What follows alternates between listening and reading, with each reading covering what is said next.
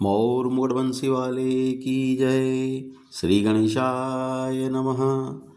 नारायण जी का सब आदमी सप्ताह सुनने वालों को दर्शन देना व आत्मदेव ब्राह्मण का इतिहास वर्णन करना कि जिसकी स्त्री बड़ी कर्कशा थी। सूत जी ने सौनकादिक से कहा कि जब सब वैष्णव व ऋषिश्वर सप्ताह सुनकर एक चित्त हो गए, तब श्री वृंदावन विहारी सांवली सूरती मोहिनी मूर्ति ने पीतांबर ओढ़े व करधनी व मुकुट व कुंडल जड़ाऊ पहने, केसर व चंदन का खेर माथे पर लगाए, उद्धव आदि वैकुंठवासी भक्तों को साथ लिए उस ज्ञान यज्ञ में आनकर सबको दर्शन दिया। अमृत रूपी कथा सुनकर पहले से साधु व वैष्णव हृदय में श्याम मूर्ति दिखलाई देने लगी थी। सो प्रगट में भी सब किसी ने उनका दर्शन करके अपना अपना जन्म सफल जाना। वह वैकुंठनाथ को देखते ही जितने वैष्णव व ऋषिश्वर उस सभा में बैठे थे, जय जय बोलकर उठ खड़े हुए। वह मलियागिरी चंदन व फूलों की वर्षा उन पर करने लगे। वह धूप दीप नैवेद्य से पूजा करने के उपरांत शंखादिक बजाकर साष्टांग दंडवत किया।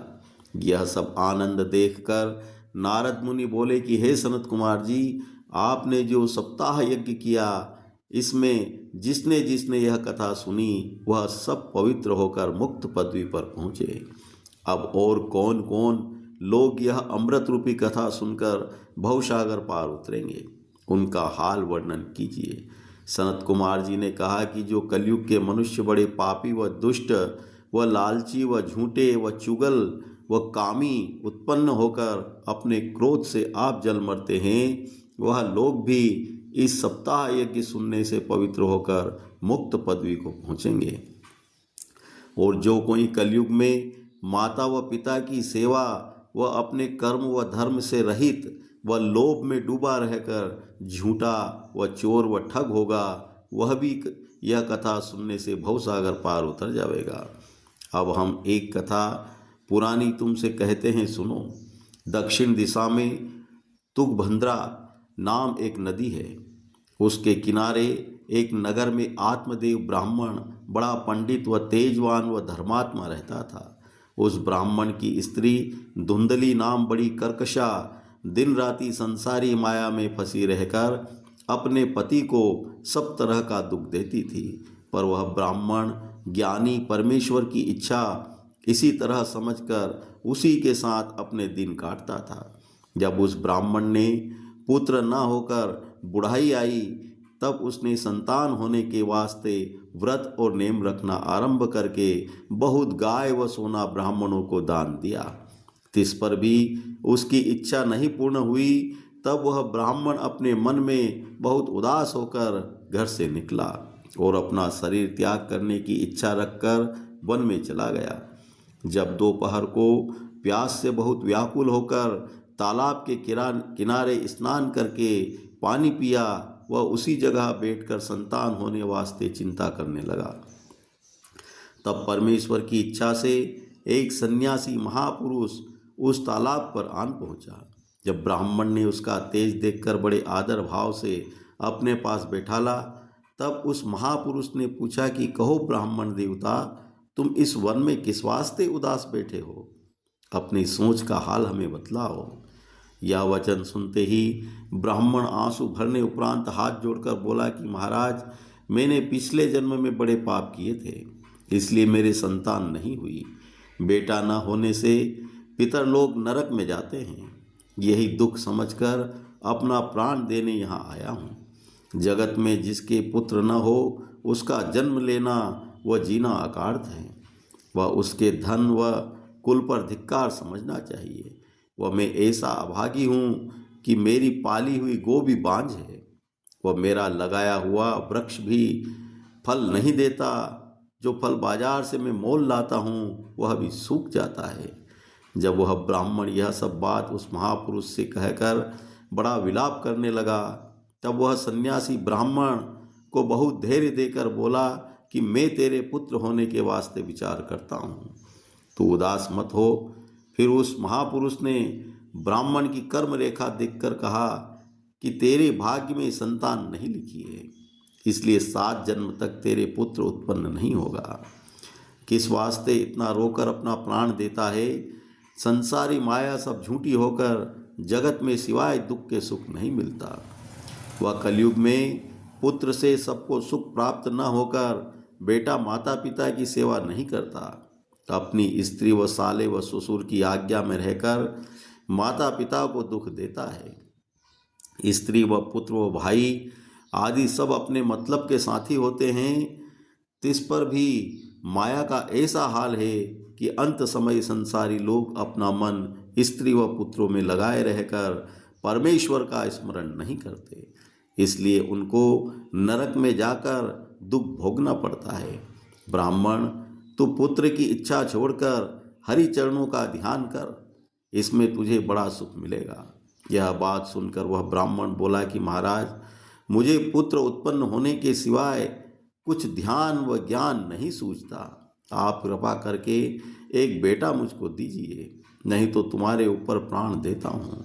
जब सन्यासी ने ब्राह्मण की यह दशा देखी तब फिर उसे समझाकर कहा कि हे ब्राह्मण, संतान वास्ते राजा चित्रकेतु ने 10,000 रानी से विवाह किया, तिस पर भी बेटे का सुख नहीं पाया।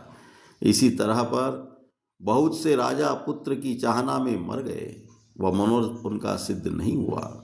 जो लोग भाग्यहीन हैं उनका उद्यम भी निष्फल होता है, इसलिए संतान की चिंता छोड़ दे। यह बात सुनकर ब्राह्मण ने कहा कि आप जितनी बात ज्ञान की कहते हैं, मेरे चित्त में एक नहीं धसती।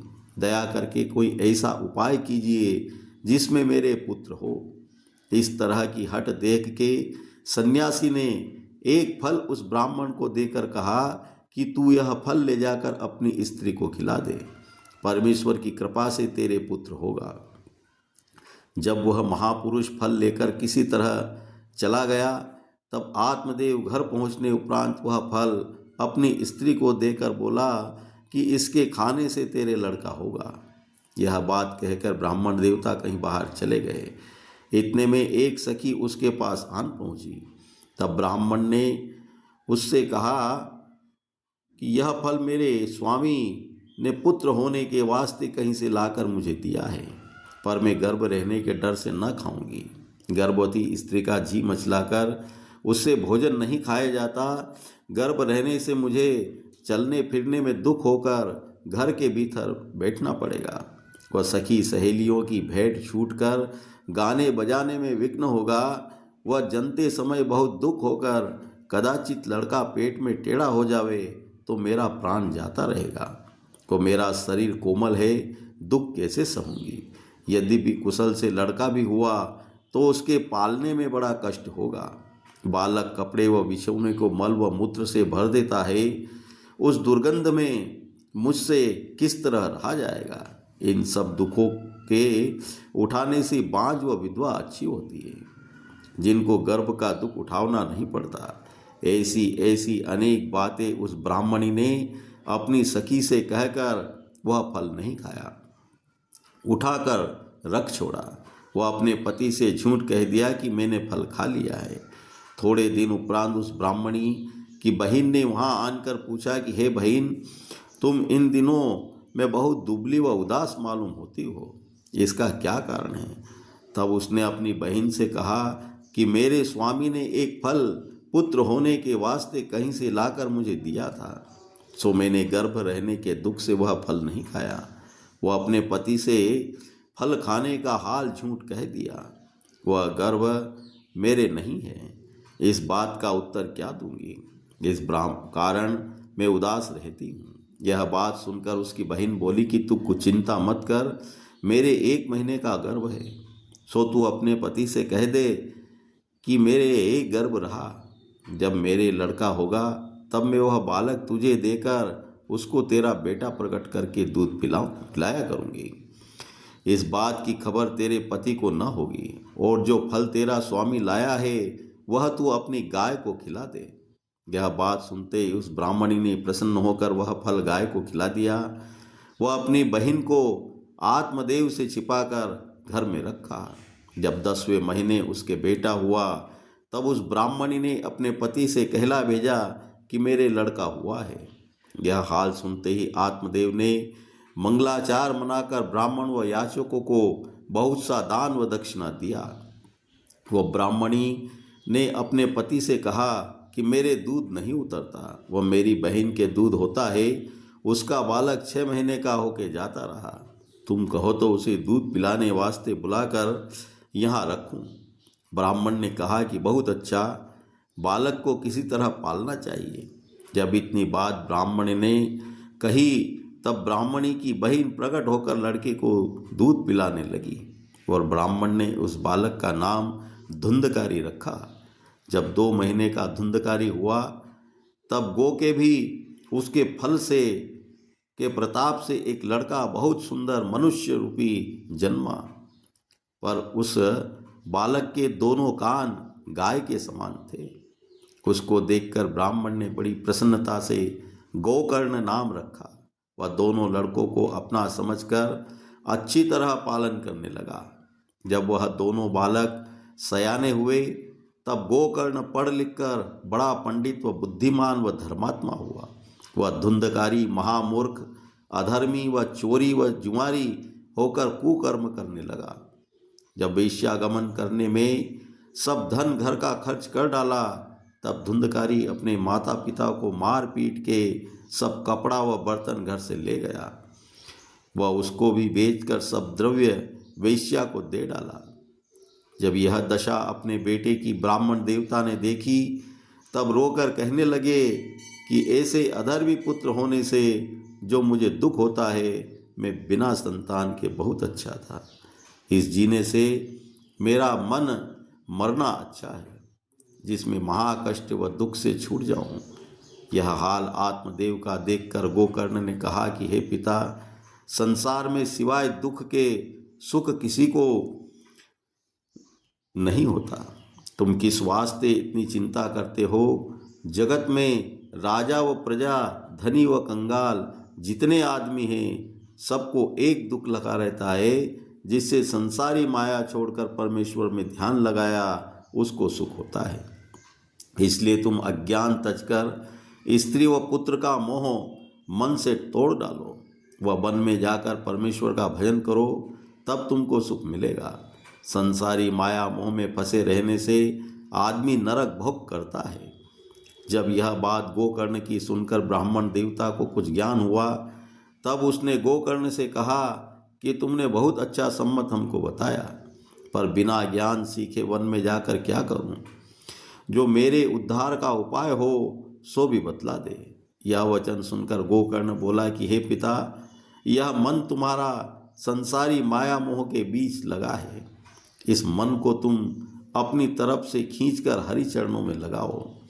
वन में अकेले बैठकर परमेश्वर का ध्यान करो। वह संसारी माया व तृष्णा को छोड़ दो। यह बात साधन करने से बहुत सुख पाकर मुक्त पदवी को पहुंच जाओगे। यह ज्ञान सुनते ही आत्मदेव ने प्रसन्न होकर संसारी माया छोड़ दी। वह वन में जाकर परमेश्वर का स्मरण ध्यान करने लगा।